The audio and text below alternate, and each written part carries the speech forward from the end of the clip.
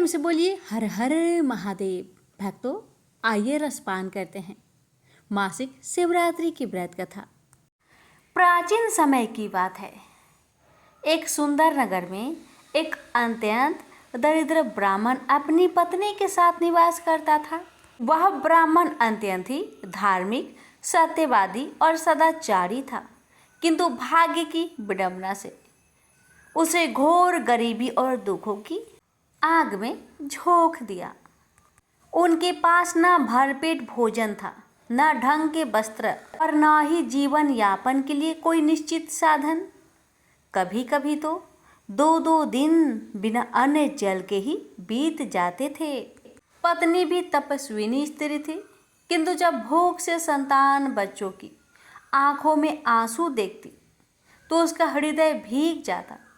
एक दिन ब्राह्मण ने अपनी पत्नी से अत्यंत करुणा स्वर में कहा, प्रिय, ऐसा प्रतीत होता है कि इस जन्म में हमारी दरिद्रता का अंत नहीं, किंतु मैं अब और यह कष्ट नहीं सह सकता। मैं निश्चय करता हूँ कि किसी अन्य नगर जाऊँ और वहाँ श्रम कर कुछ धन अर्जित करने के प्रयास करूँ। शायद इसी बहाने हमारे जीवन की अंधकारमयी रातों में प्रकाश की कोई किरण आ जाए।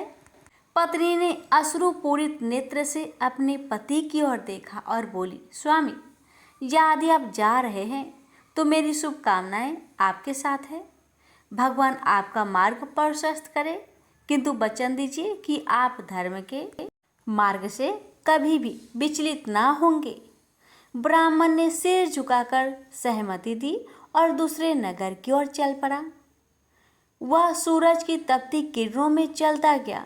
दिन चढ़ते चढ़ते वह अत्यंत थक गया। मार्ग में एक सघन बन पड़ा। वृक्षों की घनी छाया और शांत वातावरण ने उसे विश्राम के लिए आकर्षित किया। उसने वहीं एक विशाल वट वृक्ष के नीचे अपना पोटली रख दी और बैठ गया। उसी वन में एक प्राचीन किंतु अत्यंत पावन शिव मंदिर स्थित था। संयोग ऐसा बना कि उस दिन मासिक शिवरात्रि की तिथि थी। दूर दूर से भक्तजन भगवान शिव की पूजा हेतु मंदिर में आ रहे थे। ब्राह्मण ने अपने हृदय में सोचा, हे भोलेनाथ, जब मैं स्वयं आपके मंदिर के समीप विश्राम कर रहा हूँ और आज की रात्रि भी शिवरात्रि है, तो क्यों ना इस शुभ अवसर पर मैं भी रात्रि जागरण करूं और आपकी सेवा पूजा में लीन हो जाऊं, और शायद मेरी गरीबी का भी अंत यही हो जाए। यह विचार आते ही उसके अंदर एक नई ऊर्जा का संचार हो गया। उसकी थकान जैसे छूमंतर हो गई। वह उठकर खड़ा हुआ, मंदिर के समीप जाने लगा और मन ही मन भोलेनाथ का ध्यान करते हुए मंदिर तक पहुंचा और भोलेनाथ की सेवा में जुट गया। उस ब्राह्मण ने जिस प्रकार से एक सुने निर्जन स्थान में शिवलिंग की सेवा की थी, वह न केवल उसकी भक्ति का प्रमाण था, बल्कि यह दर्शाता था कि सच्चे मन से की गई पूजा कभी निष्फल नहीं होती। उस दिन उसने जो भी उसे फूल पत्र वहाँ पर मिले, उन्हीं से ही श्रद्धापूर्वक भगवान शिव की आराधना की। जल अभिषेक, उपवास, जागरण और भजन, इन सभी साधनों से उसने अपनी संपूर्ण श्रद्धा समर्पित कर दी। उसकी पूजा में कोई भी वैभव नहीं था, लेकिन उसकी भक्ति में पूर्णता थी। अगले दिन नगर की ओर जाते समय उसके मन में कोई अपेक्षा थी, न कोई लाभ। वह तो बस अपने जीवन की दिशा ढूंढ रहा था। जैसे वह नगर पहुंचा, ईश्वर की लीला देखिए, एक श्रेष्ठ और धनाढ्य सेठ से उसका सामना हुआ। वह सेठ व्यापार में विश्वास पात्र और ईमानदार व्यक्ति की खोज कर रहा था। ब्राह्मण की नम्रता, शिष्टाचार और आंखों में भक्ति का तेज देखकर सेठ ने तुरंत उसे अपने व्यापार में नियुक्त कर दिया। कुछ ही महीनों में ब्राह्मण ने अपनी कर्मठा, निष्ठा और सच्चा चरित्र से सेठ का विश्वास पूरी तरह जीत लिया। सेठ ने उसे महत्वपूर्ण कार्यों की जिम्मेदारी सौंप दी। ब्राह्मण की मेहनत रंग लाई। और ईश्वर की कृपा से वह आर्थिक रूप से भी सुदृढ़ हो गया। उसने अपने गांव जाकर पत्नी को भी बुलवा लिया। दोनों पति पत्नी नगर में मिलकर धर्मपूर्वक, प्रेमपूर्वक और सुखपूर्वक जीवन व्यतीत करने लगे। समय के साथ जब ब्राह्मण ने अपने जीवन में आई इस परिवर्तन की गहराई से विवेचना की, तब उसे यह स्पष्ट रूप से अनुभव हुआ कि यह सब भगवान शिव की कृपा से ही संभव हुआ है, विशेषकर मासिक शिवरात्रि व्रत और पूजा के कारण। उसने अपने हृदय से भगवान शिव को कोटि कोटि धन्यवाद किया और निश्चय किया कि जीवन भर वह मासिक शिवरात्रि का व्रत करता रहेगा। इसी भक्ति, श्रद्धा और तप की शक्ति है जो जीवन को अंधकार से निकालकर प्रकाश की ओर ले जाती है। जो भी निष्ठा से भगवान शिव की आराधना करता है वह निश्चित रूप से उनकी कृपा पात्र बनता है। प्रेम से बोलिए ओम नमः शिवाय। एक बार पार्वती ने भगवान शिव शंकर से पूछा, ऐसा कौन सा श्रेष्ठ तथा सरल व्रत पूजन है जिससे मृत्यु लोक के प्राणी आपकी कृपा सहज ही प्राप्त कर लेते हैं? उत्तर में शिवजी ने पार्वती को शिवरात्रि के व्रत के विधान बताकर यह कथा सुनाई। एक गांव में एक शिकारी रहता था। पशुओं की हत्या करके वह अपने कुटुंब को पालता था। वह एक साहूकार का ऋणी था, लेकिन उसका ऋण समय पर न चुका सका। क्रोधवश साहूकार ने शिकारी को शिव मठ में बंदी बना लिया। संयोग से उस दिन शिवरात्रि थी। शिकारी ध्यान मग्न होकर शिव संबंधी धार्मिक बातें सुनता रहा। चतुर्दशी को उसने शिवरात्रि की कथा भी सुनी। संध्या होते ही साहूकार ने उसे अपने पास बुलाया और ऋण चुकाने के विषय में बात की। शिकारी अगले दिन सारा ऋण लौटा देने का वचन देकर बंधन से छूट गया। अपने दिनचर्या के भांति वह जंगल में शिकार के लिए निकला, लेकिन दिन भर बंदी गृह में रहने के कारण भूख प्यास से व्याकुल था। शिकार करने के लिए वह एक तालाब के किनारे बेल वृक्ष पर पड़ाव बनाने लगा। बेल वृक्ष के नीचे शिवलिंग था जो बेल पत्रों से ढका हुआ था। शिकारी को उसका पता न चला। पड़ाव बनाते समय उसने जो टहनियां तोड़ी वो संयोग से शिवलिंग पर जा गिरी। इस प्रकार दिन भर भूखे प्यासे शिकारी का व्रत भी हो गया और शिवलिंग पर बेलपत्र भी चढ़ गए। एक पहर रात्रि बीत जाने पर एक गर्भिणी मृग तालाब पर पानी पीने पहुंची। शिकारी ने धनुष पर तीर चढ़ाकर जयो ही प्रयंचा खींची। मृगी बोली, मैं गर्भिणी हूँ, शीघ्र ही प्रसव करूंगी। तुम एक साथ 2 जीवों की हत्या करोगे जो ठीक नहीं है। मैं अपने बच्चों को जन्म देकर शीघ्र ही तुम्हारे सामने प्रस्तुत हो जाऊंगी, तब तुम मुझे मार लेना। शिकारी ने प्रयंचा ढीली कर दी और मृगी झाड़ियों में लुप्त हो गई। कुछ ही देर बाद एक और मृगी उधर से निकली। शिकारी की प्रसन्नता का ठिकाना न रहा। समीप आने पर उसने धनुष पर बाण चढ़ाया।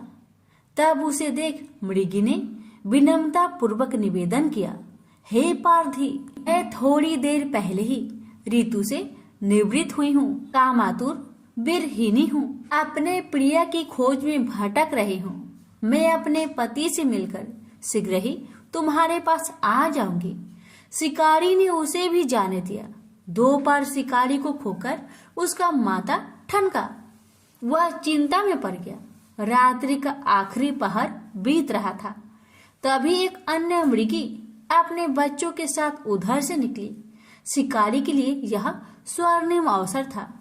उसने धनुष पर तीर चढ़ाने में देर न लगाई। वह तीर छोड़ने ही वाला था कि मृगी बोली, हे पारधी, मैं इन बच्चों को पिता के हवाले करके लौट आऊंगी। इस समय मुझे मत मार। शिकारी हंसा और बोला, सामने आए शिकारी को छोड़ दो, मैं ऐसा मूर्ख नहीं। इससे पहले मैं 2 बार अपना शिकार खो चुका हूँ। मेरे बच्चे भूख प्यास से तड़प रहे होंगे। उत्तर में मृगी ने फिर कहा, जैसे तुम्हें अपने बच्चों की ममता सता रही है, ठीक वैसे ही मुझे भी। इसलिए सिर्फ बच्चों के नाम पर मैं थोड़ी देर के लिए जीवन दान मांग रही हूँ। हे पार्थी, मेरा विश्वास कर, मैं इन्हें इनके पिता के पास छोड़कर तुरंत लौटने की प्रतिज्ञा करती हूँ। मृगी का दीन स्वर सुनकर शिकारी को उस पर दया आ गई। उसने उस मृगी को भी जाने दिया। शिकार के अभाव में बेल वृक्ष पर बैठा शिकारी बेल पत्र तोड़ तोड़कर नीचे फेंकते जा रहा था। पाँव फटने को हुई तो एक हष्ट पुष्ट मृग उसी रास्ते पर आया। शिकारी ने सोच लिया कि इसका शिकार वह अवश्य करेगा। शिकारी ने तनी प्रयंचा देखकर मृग विनीत स्वर में बोला, हे पारधी भाई, यदि तुमने मुझसे पूर्व आने वाली 3 मृगियों तथा छोटे छोटे बच्चों को मार डाला है तो मुझे भी मारने में विलंब ना करो, ताकि उनके वियोग में मुझे एक क्षण भी दुख सहना ना पड़े। मैं उन मृगियों का पति हूँ। यदि तुमने उन्हें जीवन दान दिया है तो मुझे भी कुछ क्षण जीवन दान देने की कृपा करो। मैं उनसे मिलकर तुम्हारे सामने उपस्थित हो जाऊंगा। मृग की बात सुनते ही शिकारी के सामने पूरी रात की घटना चक्र घूम गया। उसने सारी कथा मृग को सुना दी। मृग ने कहा, मेरी 3 पत्नियां जिस प्रकार प्रतिज्ञाबद्ध होकर गई हैं, मेरी मृत्यु से अपने धर्म का पालन नहीं कर पाएगी। अतः जैसे तुमने उन्हें विश्वास पात्र मानकर छोड़ा है, वैसे ही मुझे भी जाने दो। मैं उन सबके साथ तुम्हारे सामने शीघ्र ही उपस्थित होता हूँ। उपवास, रात्रि जागरण तथा शिवलिंग पर बेल पत्र चढ़ने से शिकारी का हिंसक हृदय कोमल हो गया था। उसमें भगवत शक्ति का वास हो गया था। धनुष तथा बाण उसके हाथ से सहज ही छूट गए। भगवान शिव की अनुकंपा से उसका हिंसक हृदय कारुणिक भावों से भर गया। वह अपने अतीत कर्मों को याद करके पश्चाताप की ज्वाला में जलने लगा।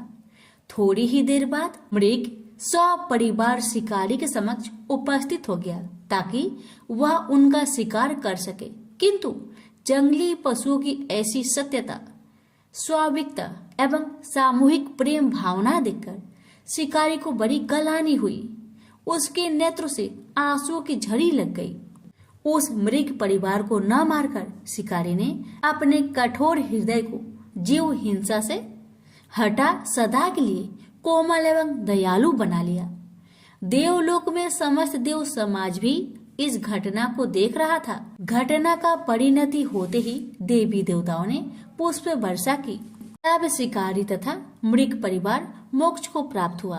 तो प्रेम से बोलिए, हर हर महादेव, माता पार्वती की जय। एक समय की बात है, त्रिपुरारी भुजंगधारी श्री काशीपति महादेव जी जगन माता पार्वती के साथ पर्सन रूप में विराजमान थे। जग माता ने उनसे अनुरोध किया, भगवान कोई कथा कहिए।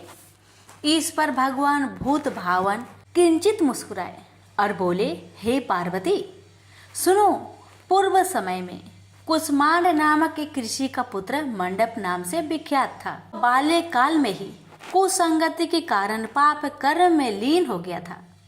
अतः उसकी निंदित कथाओं को सुनकर उसके पिता, माता, भाई आदि सभी संबंधियों ने उसको अपने से अलग कर दिया। वह पूर्व जन्म के कर्मों के कारण किसी का कहना नहीं मान रहा था। उसकी आदतें यहाँ तक कि खराब हो गई कि वह साधु, महात्मा, सत्पुरुषों एवं देवी देवताओं तक की निंदा करने लगा। युवा होने पर वह दूसरी स्त्रियों के प्रेम में फंस गया। प्रेम के बस में होकर वह औरों के द्रव आदि की चोरी में भी लीन हो गया। उसके 2 घनिष्ठ मित्र थे, एक था नापित, दूसरा था पटहारा। इन तीनों ने मिलकर विचार किया कि किसी धनी के घर चोरी करके अधिक धन प्राप्त किया जाए। अतः तीनों ने मिलकर राजा के यहाँ चोरी की। इस चोरी के कारण बहुत सा धन हाथ लगा। सारा धन मंडप के पास था। दोनों मित्रों के मांगने पर भी उसने उन लोगों का हिस्सा नहीं दिया। इस धन को वह एक वैश्या के यहाँ ले गया। वैश्या के यहाँ वह प्रेम लीला करने लगा। इस बीच उसको प्यास लगी। पलंग के नीचे रखी गिलास उसने खाली कर दी। स्वाद कुछ दूसरा था। इसमें क्या था? उसने वेश्या से पूछा। इसमें मदिरा थी। मंडप को इससे बड़ा दुख हुआ। मदिरा पान करके उसने महापाप किया है, यह सोचकर वह बड़ा दुख करने लगा। पर वेश्या बराबर मदिरा का गुणगान करती गई। उसने मंडप को फुसलाकर और मदिरा पिला दी तथा उसका सारा धन लेकर उसको बाहर निकाल दिया। होश में आने पर मंडप बड़ा विलाप करने लगा। पश्चाताप करता हुआ वह अपने मित्र के पास आया। सारी आप बीती सुना दी। उन मित्रों ने कहा, हे मित्र, तुमने मदिरा पान करके बड़ा पाप किया है। अब तुम इसका प्रायश्चित करो। मुझे प्रायश्चित का उपाय कहो। बिना प्रायश्चित के सुरापान का दोष नहीं मिटेगा। अतः उस वेश्या से स्वर्ण प्राप्त कर दान करो। यदि तुम ऐसा नहीं करोगे तो हम लोग तुम्हारी बड़ी निंदा करेंगे। यह सुनकर मंडप बड़ा दुखी हुआ। वह वेश्या के पास आया और वेश्या से अपना सारा दुखड़ा सुनाया। उसने वेश्या से स्वर्ण की मांग की। इस पर वेश्या बड़ी बिगड़ी और बोली, तुमने जो धन दिया है अब उसकी मांग मत करो। वेश्याएं कभी मिला हुआ धन वापस नहीं करती। क्या तुमको इस साधारण नियम का ज्ञान नहीं है? इस पर मंडप गिड़गिड़ाने लगा, पर वेश्या का हृदय पर इसका जरा भी असर न हुआ। उसने अन्य वेश्याओं को बुला लिया। सब मिलकर उसकी भर्त्सना करने लगी। कई ने तो उसको धमकी भी दे दी। हे पार्वती! इस प्रकार मंडप बहुत अपमानित होकर वहां से निकाल दिया गया। मंडप विलाप करता हुआ अपने पिता के घर की ओर चला। उसके दोनों मित्र पीछे लग गए। जब मंडप पिता के सामने आया तो दोनों मित्रों ने उसका हाथ पकड़ लिया। बोले, मंडप, हम लोगों ने मिलकर राजा के यहाँ चोरी की है, पर तुमने हम लोगों का अंश नहीं दिया है। तुम हम लोगों का अंश दो। यह बात सुनकर कुष्मांड मुनि बहुत दुखी हुए और बोले, इस अधम से तुम लोगों की मैत्री कैसे हो गई? मंडप के मित्रों ने कहा, हे मुने, इसे भाभी ही समझिए, पर न्याय की बात तो यह है कि आपका पुत्र हमारा अंश नहीं दे रहा है। यह सारा धन लेकर एक वेश्या के यहाँ चला गया। उसने सारा धन ले लिया। वह वेश्या वाद विवाद में बड़ी चतुर है। वह धन वापस नहीं करेगी। अतः आप हमारा धन दिलवाइए, अन्यथा हम राज दरबार में गुहार करेंगे। इस पर कुष्मांड मुनि ने अपने पुत्र का हाथ पकड़ लिया। मुनि ने कहा, चलो मैं स्वयं राजा के पास चलता हूँ। न्याय प्रिय और धर्मात्मा राजा के दंड से पाप का नाश हो जाता है। पाप का प्रायश्चित न करने पर नरक यातना भोगनी पड़ती है। इस पर मंडप के मित्रों ने कहा, हे मुने, आप अपने पुत्र को हमारे हवाले कर दे। राज दरबार में आपका जाना ठीक नहीं है। हम लोग इससे निपट लेंगे। इस पर मुनि श्रेष्ठ ने कहा, हे अधम पुत्र, तुम इन लोगों के साथ जाकर राजदंड भोगकर प्रायश्चित करो। तुमने जो किया है बहुत बुरा किया है। आज से तुम मेरे पुत्र नहीं हो और मैं भी तुम्हारा कोई नहीं। जब तक तुम प्रायश्चित करके नहीं आओगे मैं तुम्हारा मुख नहीं देख सकता। मंडप के मित्र मंडप को अपने साथ ले गए। दूर एक घने जंगल में ले जाकर पहले तो उसकी खूब भर्त्सना की, फिर बाद में उसको पीटना शुरू किया। बेहद पीटने के कारण मंडप बेहोश होकर गिर पड़ा। उसके मित्रों ने समझा कि वह मर गया, अतः उसको मरा हुआ जानकर उसके मित्रगण उसे वहीं छोड़कर चले गए। कुछ देर बाद मंडप को चेत आया तो वह विलाप करता हुआ एक और को चल पड़ा। उसके दोनों मित्र एक मंदिर में रात भर भूखे प्यासे टिके रहे और प्रायश्चित करते रहे। प्रथा वे दोनों उसे देखने के लिए गए कि उसके शरीर की अब क्या गति है। वहां मंडप को न पा उन दोनों को बड़ा आश्चर्य हुआ। फिर तो वे समझ गए कि मंडप मरा नहीं है, वह जीवित है और कहीं चला गया है। उस दिन शिव महात्म्य को जानने वाले लोग पंचकोशात्मक लिंग की प्रदक्षिणा कर रहे थे। मंडप भी उन लोगों के साथ हो गया।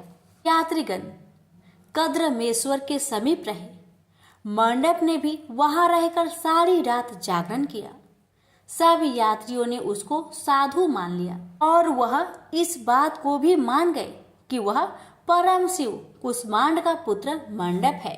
मंडप शिवव्रतधारी परम शिव साधु के रूप में मान लिया गया। मंडप ने शंकर प्रतिमा के समक्ष नृत्य और भजन प्रारंभ कर दिया। सज्जनों ने उसकी भक्ति देखकर उसका बड़ा आदर किया। मंडप भी सत्संग से परम भक्ति भाव वाला हो गया। अब उसको ज्ञान हो गया कि शिव भक्ति के प्रताप से ही उसका इतना आदर हो रहा है। वह सबका प्रिय हो गया। साथ ही भोजन, धन्य धान्य, श्रद्धा भी मिल रही है।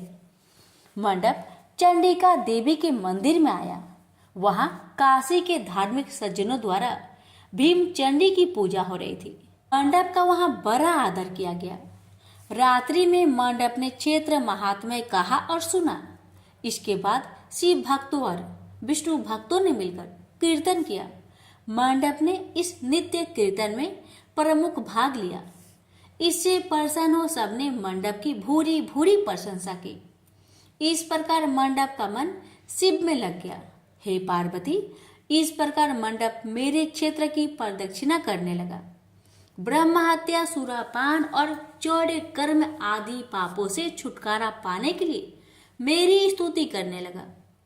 इस प्रकार की आराधना से वह सारे पापों से मुक्त हो गया।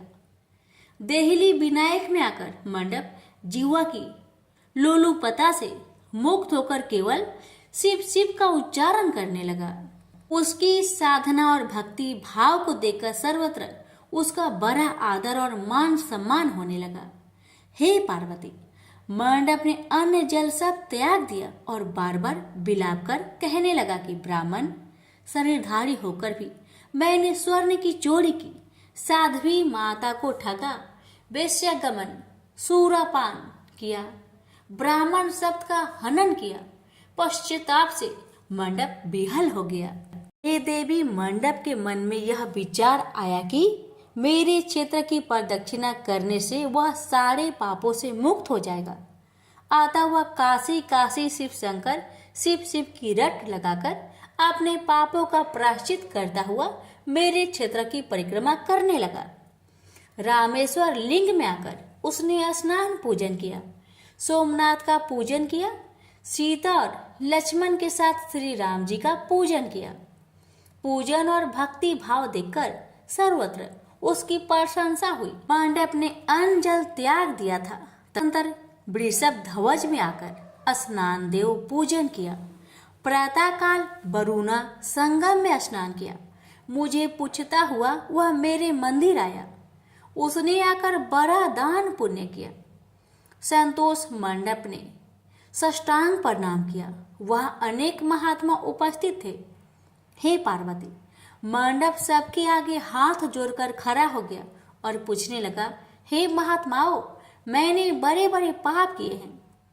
आप लोग कृपया यह बतलाइए कि इन पापों से मेरा छुटकारा किस प्रकार होगा। सभी महात्माओं ने कहा, हे मंडप, तुम शिव शक्ति केशव के भक्त हो गए हो। पंचक्रोशमात्मक लिंग प्रदक्षिणा से और शिव कीर्तन से तुम्हारे सारे पाप नष्ट हो गए हैं। इस प्रकार सुन मंडप ने कहा, हे सदस्य गणों, पिताजी ने तो मुझको घर से निकाल दिया है। अब मैं अपने घर कैसे जाऊं और हे मुनि श्रेष्ठों, पिता को कैसे अपना मुख दिखलाऊं।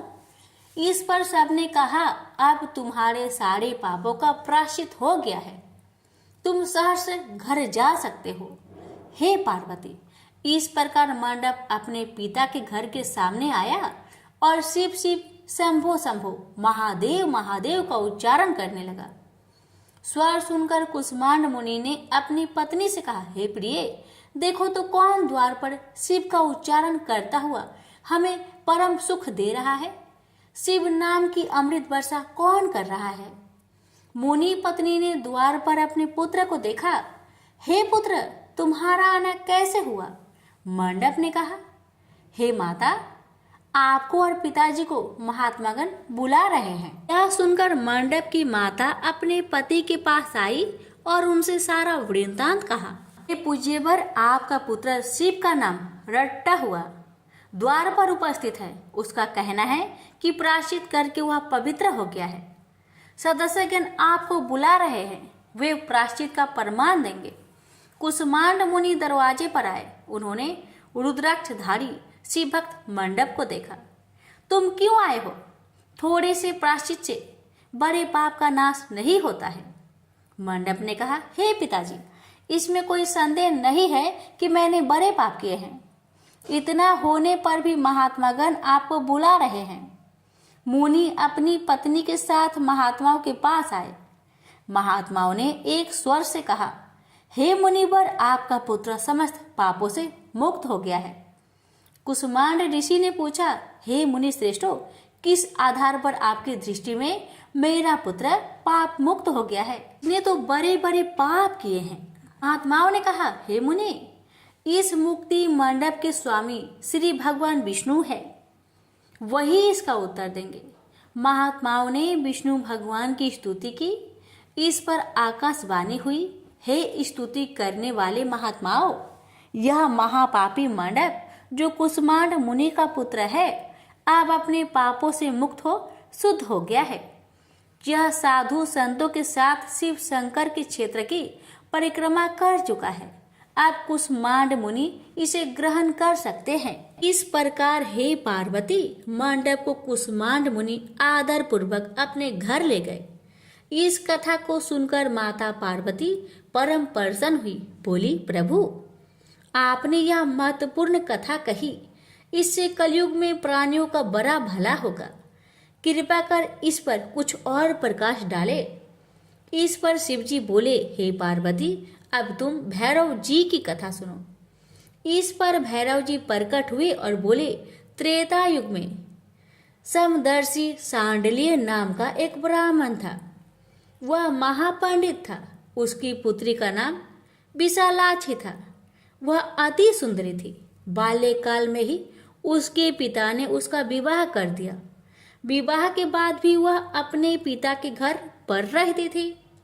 वह युवा हो गई। युवा अवस्था होने पर भी उसका पति न आया, अतः सांडिल्य ब्राह्मण की कन्या पाप रहता हो गई।